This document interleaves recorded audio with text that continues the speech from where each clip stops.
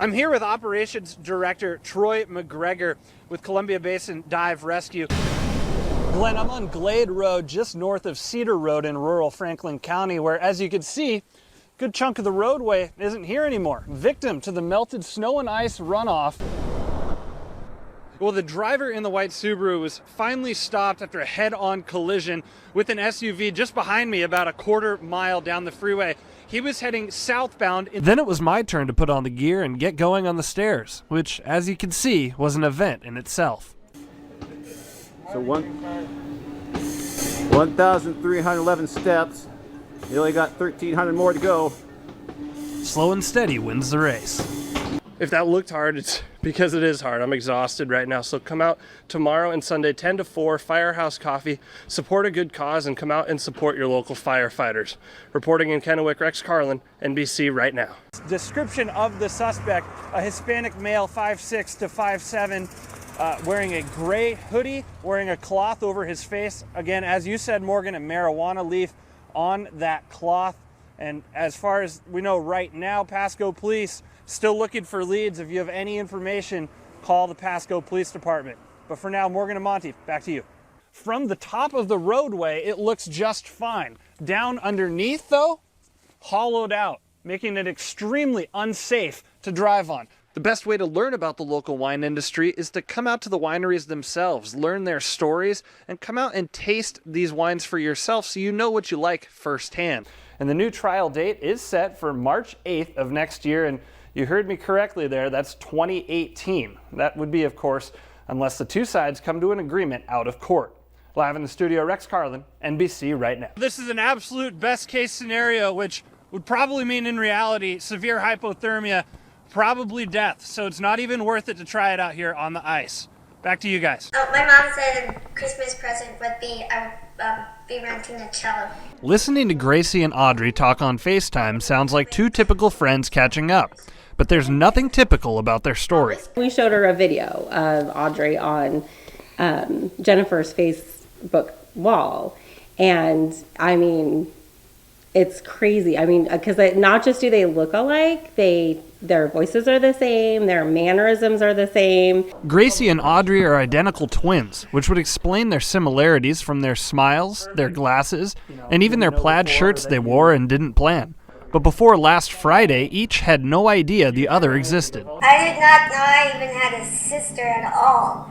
Audrey and her parents live in Wausau, Wisconsin. Her mom wanted a man who works with parents and Chinese adoption agencies to track down her finding ad on his last trip to China, which is basically a lost and found clipping in Chinese newspapers for babies.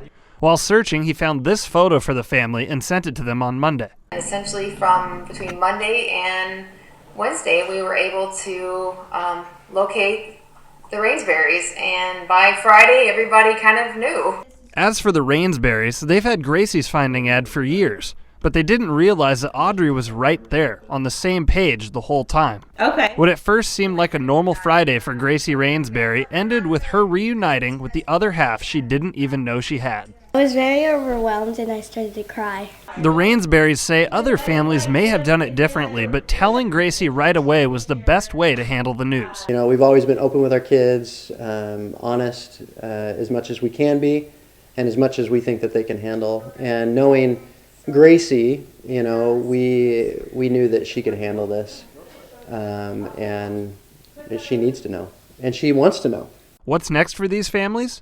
They say hopefully a trip to reunite two little girls, two twins, two long-lost best friends. West Richland police officer Eduardo Magana took the long road to graduation day, both metaphorically and literally. Like, he started from like the lowest math classes, the lowest reading classes and writing classes. He worked his way from those classes at Columbia Basin College, the ones that don't even count towards a degree, to Washington State University, where he earned his bachelor's degree in criminal justice, to December 10th in Arizona, where Eduardo, his wife Margarita, and their one-year-old daughter Emma were visiting friends in Tucson, just a couple days before Eduardo was supposed to walk across the stage at Arizona State University in Tempe to receive his master's degree in criminology. The commencement ceremony was a long time coming for Eduardo, but it would have to wait. It was a little disappointing, but after, I found out that she was sick, and she was in the hospital, kind of that went away, and I just started worrying about her. Emma Magana was born with congenital diaphragmatic hernia, or CDH, a disease that can have a wide range of outcomes, but for Emma it meant a 2-month stay in the hospital, a feeding tube, and oxygen support, which she was finally able to get off of in May. Fast forward to December when Emma had to be rushed to the hospital in Tucson. She was diagnosed with a virus that prevented the Magana family from attending Eduardo's graduation ceremony. But missing the actual ceremony didn't mean Eduardo wouldn't get to walk across the stage. Not if Margarita had anything to say about it. I was like, oh, he's gonna miss his graduation. I was like, that's not fair. And so I started brainstorming, how can I get him to walk? And there he was, Friday night in the Kennewick High School auditorium in front of dozens of friends and family. A surprise graduation organized by Margarita, who got Eduardo to the celebration by telling him her car wouldn't start. He was escorted to the stage by his mom, with his #1 fan in the front row. I want to give you guys his story as far as how he got here. Memories were shared, photos were taken, and Eduardo was given his diploma. Well, a diploma. They printed this one off the internet. His real one hasn't arrived in the mail yet. For Eduardo Magana, pursuing your goals is something he says he could pass down to his daughter. It was something that I always wanted to do, to show her that everything is possible and anything if you really put your mind into it. But as it turns out, 1-year-old Emma is setting an example for her father as well. She's already overcome so much with her health issues and stuff like that, so I could only see her, making it big. A long road to overcome, leading to a bright future. Her lawyer says this is all about clearing her name. In its simplest form, this is a wrongful termination lawsuit, but it's a little trickier than that. The teacher at the center of all this is 58-year-old Elizabeth Andrews, who was hired this past July to be an English teacher at Davis High School, but was fired about 6 weeks later for what the district claims was breach of contract.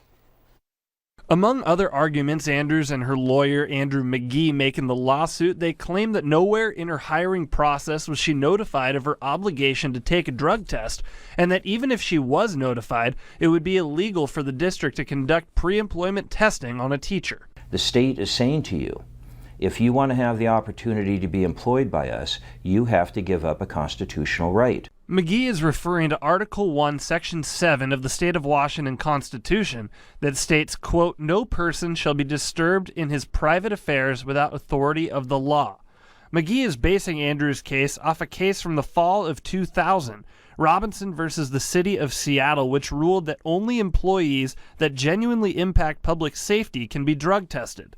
That ruling included police officers, firefighters, and other public employees who carry a firearm, and again, this ruling only applied to people who work in the public sector, not private companies. It lays out clearly in the opinion that the principle of our matter, the pre-employment drug screening, suspicionless drug screening, and the principle that it's your constitutional right to be free from those, applies exclusively to jobs, I'll put it this way, in the public sector. I contacted Yakima School District. I wanted to see what their policy is on drug testing and see if they had any input on Elizabeth Andrews.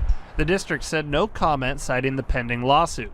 Andrews declined to speak on camera, and she feels she has a pretty good reason not to. If she ever wants to apply for a teaching job again, she must disclose why she was fired from YSD. McGee says this has put a black mark on her name, and he adds this shouldn't have even happened in the first place. Specifically, they referred to the job offer, is what it amounts to. Well, when you read that, it says nothing about there being a pre-employment suspicionless drug screening. NBC Right Now obtained copies of the documents in question, and nowhere in the intent to hire document or the employee contract does it mention anything about a drug test. We also have a copy of the termination letter written to Andrews from Yakima School District Superintendent Dr. Jack Irian, stating she hadn't met the pre-employment contingency requirements. In education news tonight, hundreds of thousands of people around the country are on edge as President Donald Trump's immigration stances could cause people in the Deferred Action for Childhood Arrivals program to be in limbo. Rex Carlin brings us the story of a local family with big dreams facing an uncertain future. No somos terroristas, únicamente somos trabajadores, somos trabajadores de campo y es todo.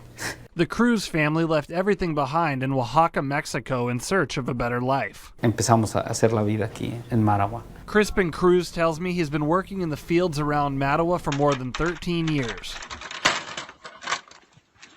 Alcanza a ver aquí unas personas con nuestro bote y nuestra lámpara.